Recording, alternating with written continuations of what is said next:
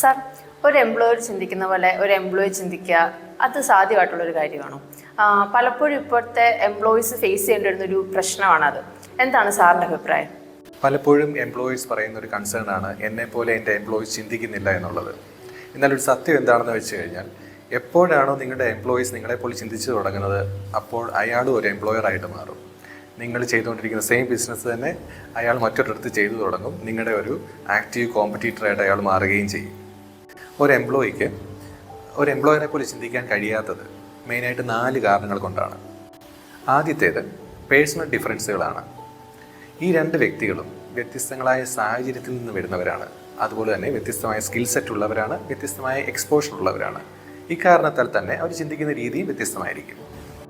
രണ്ടാമത്തെ കാര്യം ഓൺട്രപ്രനോറൽ ബിഹേവിയർ എന്നുള്ളതാണ്. ഒരു ഓൺട്രപ്രനോർ എന്ന് പറഞ്ഞാൽ അയാൾ റിസ്ക് എടുക്കേണ്ടി വരും, സാക്രിഫൈസ് ചെയ്യേണ്ടി വരും. എന്നാൽ മാത്രമേ ബിസിനസ്സിനെ മുമ്പോട്ട് കൊണ്ടുപോകാനായിട്ട് പറ്റുകയുള്ളൂ. എന്നാൽ ഒരു എംപ്ലോയിയെ സംബന്ധിച്ചിടത്തോളം ഒന്ന് സ്റ്റെപ്പ് അപ്പ് ചെയ്ത് ഒരു റിസ്ക് എടുക്കാനോ അല്ലെങ്കിൽ സാക്രിഫൈസ് ചെയ്യാനോ ഉള്ള ലെവലിലേക്ക് വരണമെങ്കിൽ അതൊരു വലിയ ഒരു ഹാർഡായിട്ടുള്ള ഒരു ടാസ്ക് തന്നെയാണ്. മൂന്നാമത്തെ കാര്യം എന്ന് പറയുന്നത് ഡിസിഷൻ മേക്കിംഗ് ഫ്രീഡമാണ്. ഒരു എംപ്ലോയറെ സംബന്ധിച്ചിടത്തോളം വളരെയധികം ഡിസിഷൻ മേക്കിംഗ് ഫ്രീഡം ഉണ്ടായിരിക്കും. കാരണം അയാളുടെ തലയ്ക്ക് മുകളിൽ മറ്റാരുമില്ല എന്നുള്ളതാണ് അതിൻ്റെ കാര്യം. എന്നാൽ ഒരു എംപ്ലോയിയെ സംബന്ധിച്ചിടത്തോളം ഡിസിഷൻ മേക്കിംഗ് ഫ്രീഡം വളരെ കുറവായിരിക്കും. അത് അയാളുടെ മാനസികമായിട്ടൊരു ബാരിയറാണ്. കാരണം അയാളൊരു ഡിസിഷൻ എടുത്തു കഴിഞ്ഞാൽ എങ്ങനെയായിരിക്കും അയാളുടെ മാനേജർ അല്ലെങ്കിൽ അയാളുടെ എംപ്ലോയർ ചിന്തിക്കുക എന്നുള്ള ഒരു ബാരിയർ അയാളുടെ മനസ്സിൽ എപ്പോഴും കാണും. ആ ബാരിയർ കാരണം എംപ്ലോയർ ചിന്തിക്കുന്നത് പോലെ തന്നെ എംപ്ലോയിക്ക് ചിന്തിക്കാനായിട്ട് പറ്റാത്തൊരു സാഹചര്യം ഉണ്ടാവുകയും ചെയ്യും. നാലാമത്തെ കാര്യം ബിസിനസ് ഓണർഷിപ്പാണ്. ഒരു ബിസിനസ് ഓണറെ സംബന്ധിച്ചിടത്തോളം അത് റിയൽ ഓണർഷിപ്പാണ് ആ ബിസിനസ്സുമായിട്ടുള്ളത്. എന്നാൽ ഒരു എംപ്ലോയിയെ സംബന്ധിച്ചിടത്തോളം നമുക്ക് ചോദിക്കാൻ പറ്റുന്ന ഒരു ട്രേറ്റ് അല്ലെങ്കിൽ ഒരു ഫീല് മാത്രമാണ് ഓണർഷിപ്പ് എന്ന് പറയുന്നത്.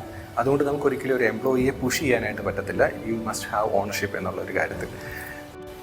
So as an employer you don't need anybody to think like you, but you need someone to understand your thoughts and act accordingly.